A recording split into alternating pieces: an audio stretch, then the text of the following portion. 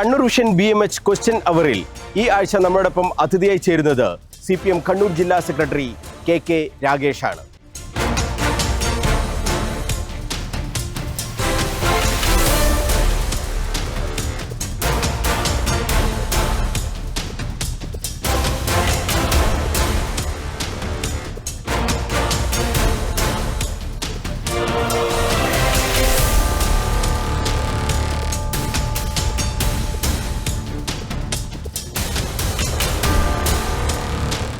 തളിപ്പറമ്പിലെയും പയ്യന്നൂരിലെയും പരാജയം CPMന് വലിയ ആഘാതമാണ് ഉണ്ടാക്കിയത് എന്ന കാര്യം KK രാഗേഷും സമ്മതിക്കുന്നുണ്ട്.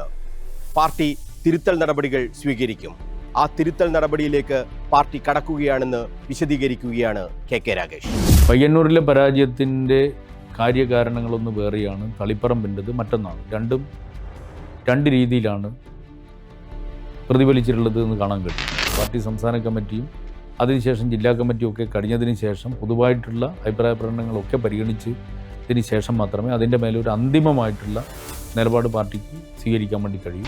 പയ്യന്നൂരിലെ പാർട്ടിക്ക് ഏറ്റിട്ടുള്ള അതുവഴി കണ്ണൂർ ജില്ലയിലെയും കേരളത്തിലെയും തന്നെ പാർട്ടിക്ക് ഏറ്റിട്ടുള്ള ഒരു ക്ഷീണമുണ്ട്, ഒരു ആഘാതമുണ്ട്. ആ ആഘാതത്തിൽ നിന്ന് പാർട്ടിയെ മോചിപ്പിക്കുക എന്നുള്ളതും വളരെ പ്രധാനപ്പെട്ടതാണ്. അതിനുള്ള കർമ്മ പദ്ധതി കൂടി പാർട്ടി ആവിഷ്കരിക്കും.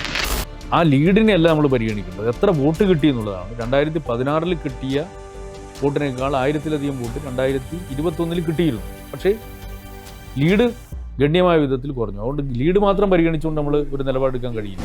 തെരഞ്ഞെടുപ്പിന് ശേഷം ന്യൂനപക്ഷ വിരുദ്ധനാണ് താൻ എന്ന് ചിത്രീകരിക്കാനുള്ള ശ്രമം പല ഭാഗങ്ങളിൽ നിന്നും നടക്കുന്നു എന്നാണ് KK രാഗേഷ് പറയുന്നത്. എന്തുകൊണ്ട് അങ്ങനെ സംഭവിക്കുന്നു എന്നതിനും KK രാഗേഷ് വിശദമായി തന്നെ മറുപടി നൽകുന്നുണ്ട്. ഈ തെരഞ്ഞെടുപ്പിൽ പലയിടങ്ങളിലും പേരാമ്പ്രയിൽ LDFൻ്റെ സ്ഥാനാർത്ഥിയുടെ ചിത്രത്തിൻ്റെ പിന്നിൽ ക്ഷേത്രത്തിൻ്റെ ചിത്രവും UDF സ്ഥാനാർത്ഥിയുടെ ചിത്രത്തിൻ്റെ പിന്നിൽ പള്ളിയുടെ ചിത്രവും വെച്ചിട്ട് പ്രചരിപ്പിച്ചെന്തിനാണ്? മതത്തെ അടിസ്ഥാനപ്പെടുത്തിക്കൊണ്ടുള്ള തെരഞ്ഞെടുപ്പെല്ലാം നടക്കുന്നത്. നിങ്ങൾ നിങ്ങളുടെ നയങ്ങൾ പറയണം. UDFൻ്റെ നയം പറയണം, ലീഗിൻ്റെ നയം പറയണം. അത് മതത്തെ രാഷ്ട്രീയ ആവശ്യത്തിന് വേണ്ടി ഉപയോഗിക്കലാണ്. അതുതന്നെയാണ് വർഗീയത. അതിനെ ഞാൻ ശക്തമായി പറഞ്ഞിട്ടുണ്ട്, അത് ഇനിയും പറയും. ഈ ജമാഅത്തെ ഇസ്ലാമിയും മുസ്ലിം ലീഗും പറയുന്നത് പോലെ ഞാൻ ന്യൂനപക്ഷ വിരോധി അല്ല. കേരളത്തിൽ എത്ര MPമാരാ പൗരത്വ നിയമ ഭേദഗതിക്കെതിരായിട്ട് പ്രസംഗിച്ചത്? ഞാൻ മാത്രമേ സംസാരിച്ചിട്ടുള്ളൂ. മലയാളിയായിട്ടുള്ള ഒരു MP മറ്റാരാ സംസാരിച്ച്? മുത്തലാഖ് നിയമം വന്നു, അതിനെതിരായിട്ട് ശക്തമായിട്ട് പ്രസംഗിച്ച ആളാരാ? മലയാളിയായിട്ട് ഞാൻ മാത്രമേ ഉള്ളൂ. വേറെ ആരാ സംസാരിച്ചു? എല്ലാ ഘട്ടത്തിലും എൻ്റെ പാർട്ടിയുടെ നിലപാടിനെ അനുസരിച്ചുകൊണ്ട് ന്യൂനപക്ഷങ്ങളെ സംരക്ഷിക്കുന്ന ന്യൂനപക്ഷ സംരക്ഷണത്തിൻ്റെ ഭാഗമായിട്ട് BJPക്കെതിരായിട്ടും മറ്റുള്ള ശക്തമായ നിലപാട് തന്നെയാണ് അന്നും ഞാൻ സ്വീകരിച്ചത്, ഇന്നും അതുതന്നെയാണ് നിലപാട്. പക്ഷേ അതിൻ്റെ അർത്ഥം ന്യൂനപക്ഷ സംരക്ഷണമെന്ന് പറഞ്ഞാൽ അതിൻ്റെ അർത്ഥം ന്യൂനപക്ഷ വർഗീയതയുടെ സംരക്ഷണമല്ല. ന്യൂനപക്ഷ വർഗീയതയെ ശക്തമായി എതിർത്തുകൊണ്ട് മാത്രമേ നിങ്ങൾക്ക് ഭൂരിപക്ഷ വർഗീയതയും എതിർക്കാൻ വേണ്ടി കഴിയും. ആ സമീപനയെ ഞാൻ സ്വീകരിച്ചിട്ടുണ്ട്. അതിശക്തമായി തന്നെ CPM തിരിച്ചു വരും എന്ന കാര്യത്തിലും KK രാഗേഷിന് ഒരു സംശയവുമില്ല.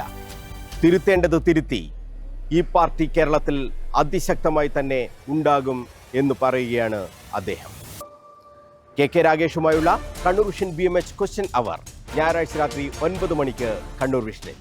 മറക്കാതെ കാണുക ക്വസ്റ്റ്യൻ അവർ.